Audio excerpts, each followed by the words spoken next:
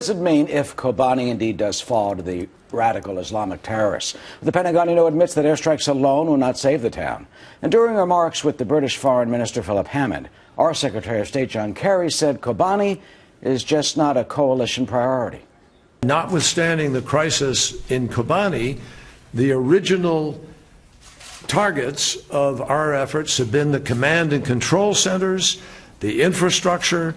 We're trying to deprive the ISIL of the overall ability to wage this, not just in Kobani, but throughout Syria and into Iraq. For a reaction and a prediction is a man with vast military experience and deep knowledge of Iraq. Retired Lieutenant Colonel Bill Cowan has made more than 20 trips to Iraq, 7 during the Iraq War, and is a founding member of the Intelligence Support Activity, the Pentagon's classified secret unit, and a Fox's military analyst. We just heard Lieutenant Colonel the Secretary of State of this country say basically that Kobani is not a priority. They're attacking the command and control centers of ISIS, and that's just not true.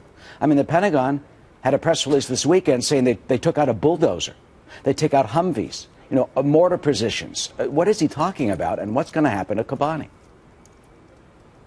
Eric, I can't believe he's saying it's not a priority. The fact of the matter, it's the center of the world stage right now. Everybody's watching what's happening in Kobani. Everybody knows the Americans are making some strikes, but nothing that's going to change what's happening on the battle, not outside the city. The battle's inside the city, as Greg just reported. So at the end of the day, when Kobani falls, and I would say by all accounts it's going to, the United States will look absolutely foolish for doing some pinprick strikes that had no effect on the outcome, and ISIS is going to come out more empowered than ever, not only on the world stage, but in social media, where they're out there recruiting in front of the eyes of Islamists and radicals around the world.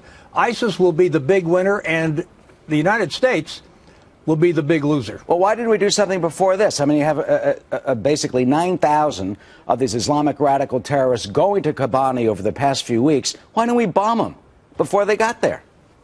Great question, Eric. We all know that when they're out there moving, and by the reports are that they were moving troops and tanks and people out in the open. When they're out in the open, that's the ultimate target for U.S. air to go after. That's what our pilots love to find, targets out in the open where they're not going to be having to worry about the collateral damage, the damage of innocent civilians. We clearly watched those guys build up those forces around Kobani, and we watched and we sat back and watched is what we did. Well, why we did nothing to prepare the battlefield before they got there. I'm sorry to interrupt, but why did we do that? I mean, they know there's a humanitarian crisis. Yeah. The airstrikes have been going on for 2 months, and what? The administration just sat back and watched this mass and begin? Eric, this all goes back to leadership.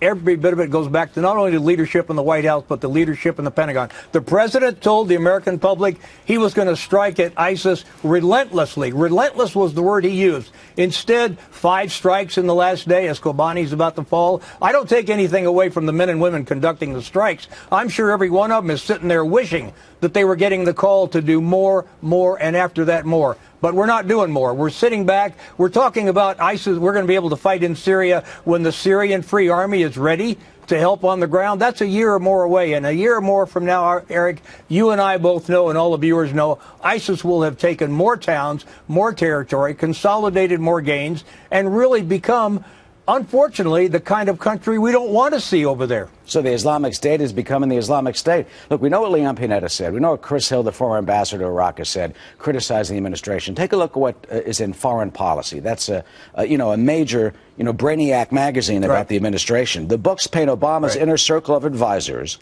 as feckless and distrustful of the military.